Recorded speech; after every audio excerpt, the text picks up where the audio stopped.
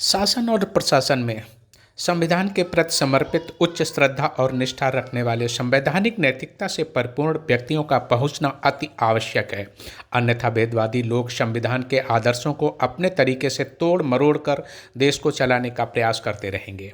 अतः शासन से लेकर प्रशासन में बैठे व्यक्तियों को ये समझना अति आवश्यक है कि क्या वो संविधान के प्रति समर्पित हैं। जो संविधान की शपथ वो ग्रहण करते हैं, क्या वास्तव में उसका आशय समझते हुए संविधान का पूर्ण पालन करते हैं। आज जरूरत है राजा राम पाल जैसे संविधानविदों की, जो संसद और विधानसभा में पहुंचकर अपने संवैधानिक दायित्वों का पूर्ण निर्वहन करेंगे। करते हैं उनसे कुछ संवैधानिक चर्चा। आप अपना परिचय दीजिएगा। मैं राजा राम पाल, पूर्व सांसद, अकबरपुर कानपुर देहात।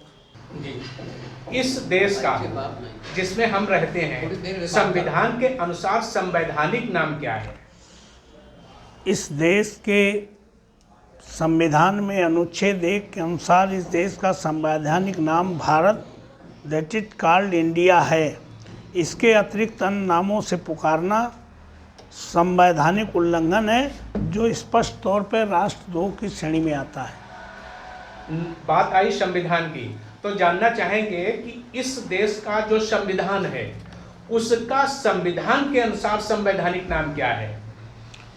इस देश के संविधान में अनुच्छेद 393 के अंतर्गत संविधान का संवैधानिक नाम भारत का संविधान है। भारतीय संविधान कहना गैर कानूनी है। यानी अनुच्छेद 393 के अंतर्गत इस देश का संवैधानिक नाम भारत का संविधान है, भारतीय संविधान नहीं है। आपने चुनाव लड़ा है, एमपी रहे हैं, एमएलए रहे हैं। चुनाव में नामांकन कराते समय चुनाव आयोग एक शपथ पत्र भरवाता है, तो जानना चाहेंगे कि उस शपथ पत्र का प्रारूप क्या है? भारत के संविधान में संविधान की तीसरी अनुसूची के अंतर्गत अनुच्छेद 173 में शपथ का प्रारूप दिया गया है, जो इस प्रकार है। मैं राजा राम पाल विद द्वारा निर्मित भारत के संविधान के प्रति सच्ची श्रद्धा और निष्ठा रखूँगा तथा भारत को अखंड बनाए रखने के लिए अक्षुण्ण बनाए रखने का काम करूँगा। इसमें शब्द आया है प्रारूप में कि संविधान के प्रति सच्ची श्रद्धा और निष्ठा रखेंगे। तो सच्ची और श्रद्धा के मतलब क्या है, निष्ठा के मतलब क्या है, आशय क्या है? भारत के संविधान में एमपी एमएलए बन जाने के बाद व्यक्ति स्टेट की परिभाषा में आ जाएगा, इसलिए उसको संविधान में वर्णित अनुच्छेद 36 से 51 राज्य के नीति निर्देशक तत्वों का पालन करना होता है।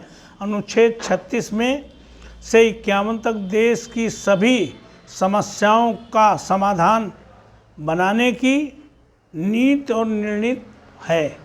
इस समय वर्तमान में देश में धार्मिक उन्माद छाया हुआ है जी। जानना चाहेंगे क्या संविधान में ऐसा कोई प्राविधान है कि उस धार्मिक उन्माद को कंट्रोल करे? हाँ, बिल्कुल है। संविधान के अनुसार राज्य को धर्मनिरपेक्ष बनाए रखने की पहली प्राथमिकता है। धार्मिक उन्माद फैलाना राज्य के कोई भी धार्मिक गतिविधि नहीं कर सकता। इसका अनुच्छेद 51(1)(h) के अंतर्गत राज्य को ये कर्तव्य है कि वह वैज्ञानिक वातावरण तैयार करने का काम करेंगे, जो वर्तमान सरकार बिल्कुल नहीं कर रही है और धार्मिक उन्माद फैलाकर समाज को, राज्य को तोड़ने का काम कर रही है। यानी आपके अनुसार अगर देश में धार्मिक उन्माद फैला तो जाहिर सी बात वैज्ञानिक वातावरण खत्म हो जाएगा। ऐसी कंडीशन में देश की स्थिति क्या होगी?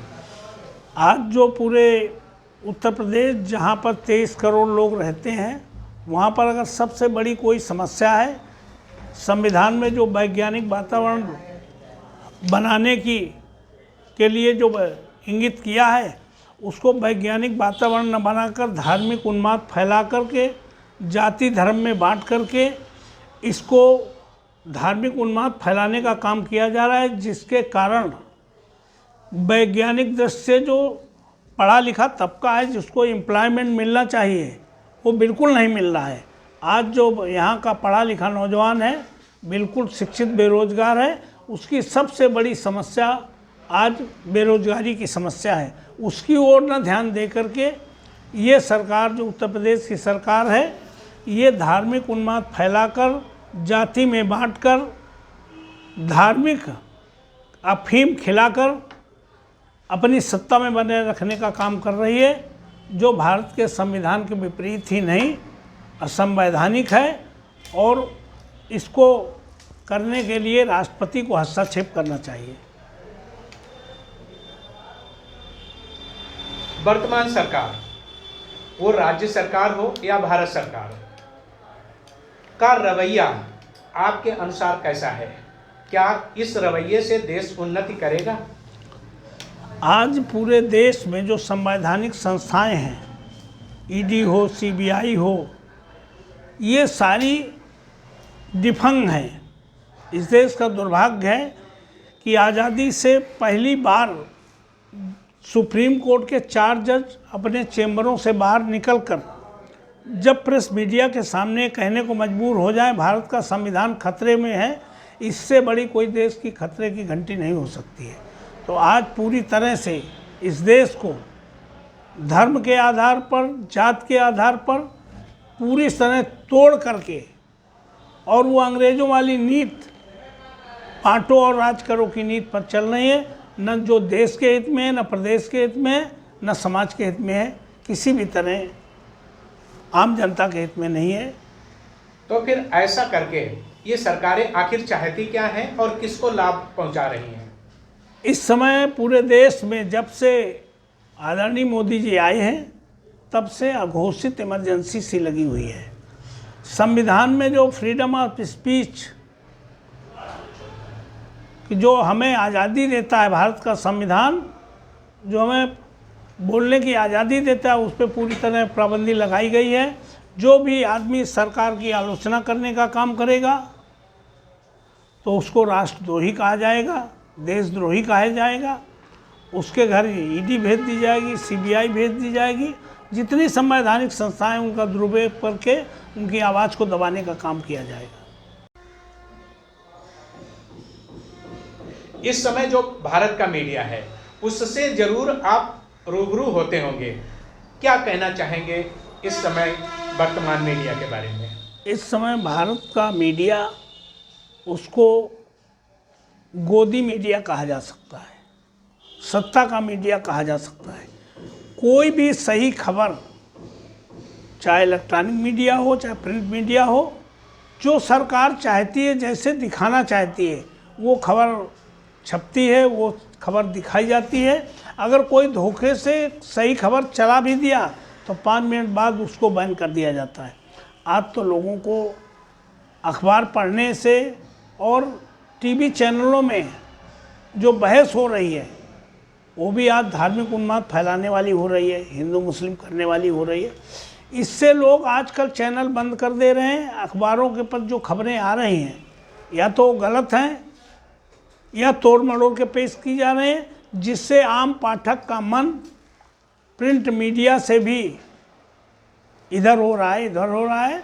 लिहाजा अगर जब तक जो प्रिंट मीडिया हो, इलेक्ट्रॉनिक मीडिया हो, यही तो आम जनता की आंख नाक कान है। अगर ये जब सही खबर नहीं, तो देश की दिशा और दशा दोनों बदल जाएगी।